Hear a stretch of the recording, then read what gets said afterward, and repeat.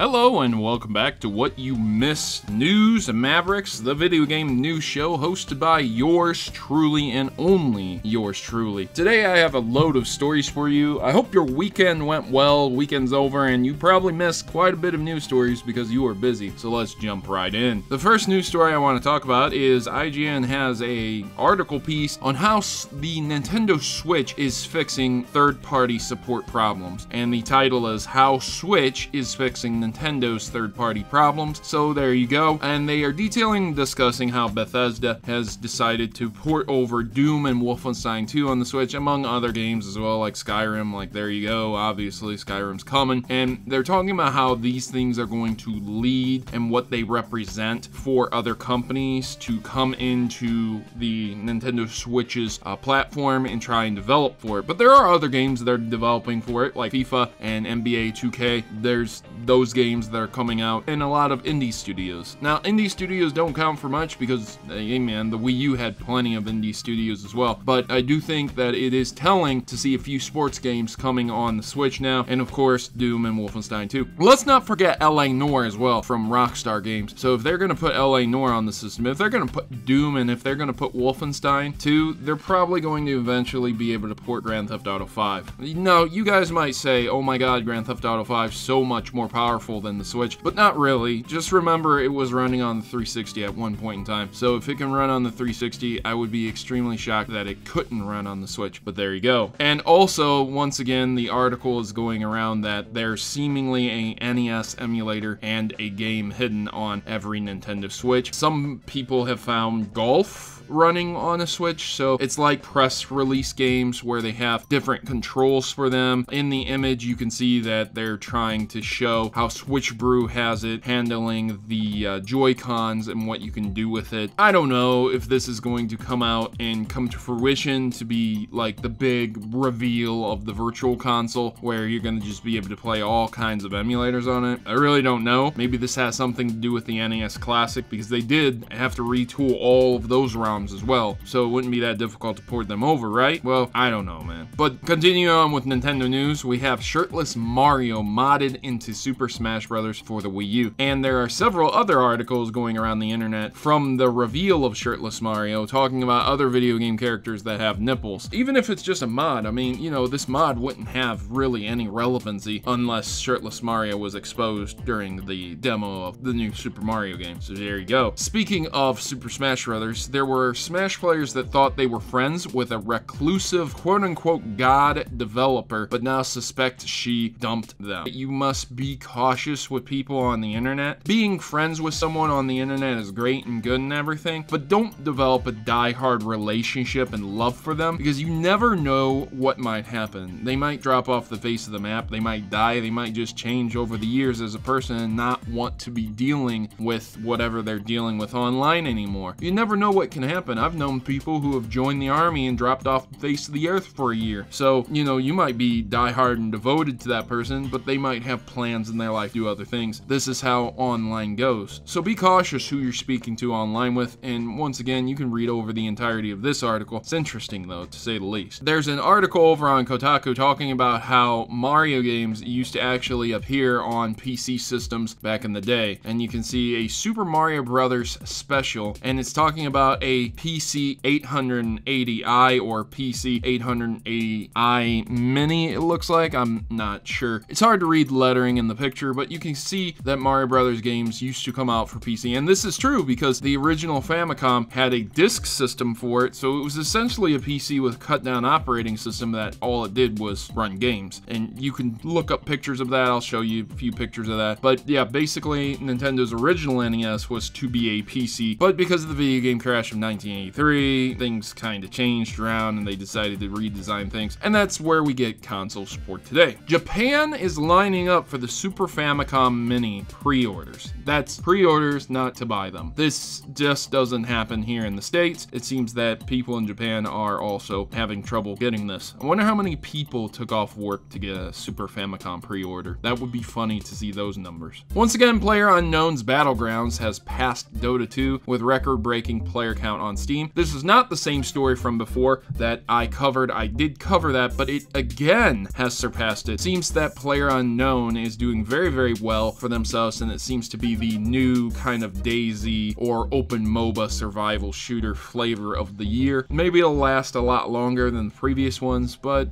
here's to hoping. Hey, congrats to them on all of their success. If you like the game, you like the game. Let me know why you think the game's great, or if you absolutely hate it in the comments below. Ubisoft was talking about why it ditched the Unreal Engine for its own proprietary tech, which was very interesting, and that was the Ubisoft CEO, and he explained the reason behind this shift. Basically, what this article goes on to say is that there's many reasons for this, but the primary one is that they wanted to control their own destiny. What they summarized in saying that is that they were being a little too dependent on the engine's technology, and that unfortunately they had to stop because during negotiations it ended up being that the royalty fee had doubled. So of course, man, if your royalty fees to use something end up doubling, you're gonna think twice about why you wouldn't use that engine anymore and just develop your own. I mean, it makes a lot of sense. Basically, they went on to say that you shouldn't, as a company, as a person, as a developer, be dependent on an outside source's technology to be able to produce and do your job, because if they start price hiking, there's nothing you can do about it. Oddly enough, a Street Fighter Pro goes looking for an energy drink mid-match to keep corporate overlords happy. Now, this is kind of insulting, and it's a weird article to read over, but Diago the Beast, a legendary Street Fighter player, he went off and went to find a can of Red Bull mid-match, which, again, I'm saying is very, very insulting to see that happen. I don't think that's cool to do at all. During a losers quarterfinal set in Brooklyn beatdown against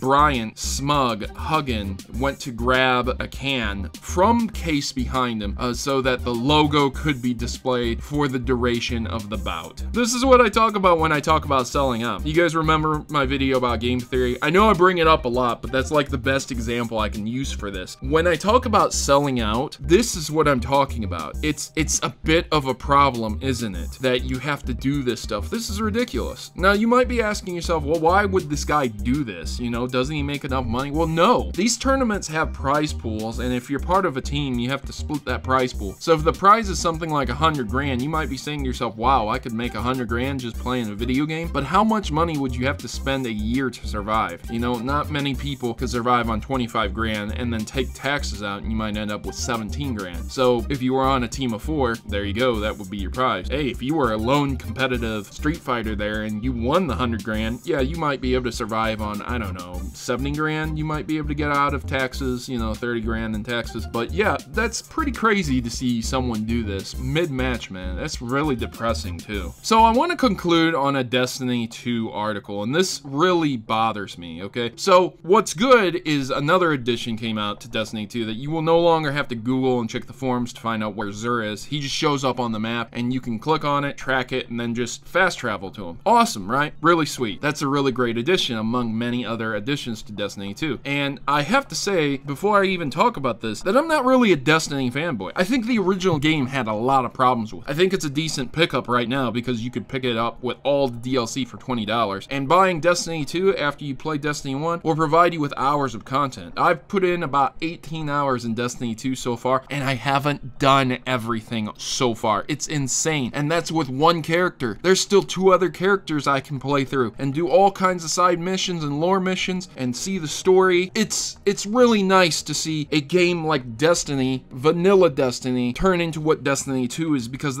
it's like night and day comparing both the games. Vanilla Destiny versus Destiny 2. Remember, you can't include all the alterations in the DLC. We're talking about 2 vanilla game launches, and man, Destiny 2 is worlds above Destiny. But a reviewer, a well-known reviewer, Angry Joe, reviewed Destiny 2, and he's getting a lot of flack over on the Destiny 2 subreddit. Now, I'm not going to sit here and say that there aren't fanboys in the Destiny 2 subreddit. I mean, come on. Trying to look at something objectively when you're immersed into a game, it's pretty rough to do. But there were people over on the Destiny subreddit calling him out, saying that he didn't even do the raid or do trials. I don't know. There's lots of stuff. There's lots of accusations, quote unquote, allegedly. Let's just protect myself from getting sued here. I don't know if the guy did or didn't do the raids, but under his Destiny tracker information, oddly enough, he is missing the raid tokens. So you can think what you want about that. You can think about it, but he has no Leviathan reputation or tokens, like literally 0 right there. And he doesn't have much in the way of everything else compared to someone who's played for 18 hours. Like, I played 18 hours and I have a lot more than he does, and he's played for 21 hours and he has a lot less than I do. And again, not trying to call him out, but I mean, like, he's still got blues on his character and his light level is 252. So again, I have to emphasize this. I don't hate the guy, but basically what ended up happening is during his review, he was giving Destiny 2 crap and he gave it a 6 out of 10, and one of his big points of contention was the difficulty of the raid and how difficult it was. And I have to say that to knock a game because it's raid, its final end game content, is too difficult for you, that's pretty crappy when you don't play it yourself. Allegedly, you don't play it yourself. There's a lot of evidence showing that he hasn't played it, or he's taken footage from his friends and he's listened to what his friends has had to say about the raid. That's not good, man. If I reviewed a game and I sat here and said, oh, I'm gonna give my opinion about this big, massive piece and content of the game, but I'm not actually going to play it myself, you know, you can't really do that, man. This is games journalist 101, a quick way to piss people off. This is why IGN gets a lot of flack, because, you know, a lot of their reviewers will sit there and review a game without fully playing through the game, and this is why a lot of people are giving Angry Joe a lot of flack, because I mean, come on, man. You know, are you serious here? You're going to talk about the raid. You're going to give Destiny a poor score, which is 6 out of 10. 6 out of 10 is not really that great of a score. And I don't really care about the score at the end of the day, but that's why a lot of people are giving him flack. But, you know, there's a lot of evidence pointing to how he hasn't done the raid, yet that was one of the biggest parts of Destiny 2, and Destiny 1 for that matter. So, hey, man, I don't know. You can think what you want, ladies and gentlemen. Do you think he did the raid? Do you think he didn't? Do you think it's right for him to talk about this? When I commented this over on his video and talked about my opinion on this subject matter, I got a lot of comments that were very, very hate-filled, and a lot of people seem to not care if someone plays a section of a game, then goes on to talk about it and review the game. So that's where we're sitting at in the gaming industry. That's it for this episode of What You Missed. I'm glad you tuned in, and I'm very happy you are here supporting me. You can support me even further just by clicking the like button, subscribing to this channel, and commenting down below what you think about these news stories. Are you surprised that people in Japan are lining up for the Famicoms? Didn't you think that they would have a lot of those Super Famicoms over there versus the shortages over here? Let me know your thoughts and opinions down in the comment section below. I've been your host, Protomario. I'm signing out. As always, good gaming, God bless, and thank you for watching.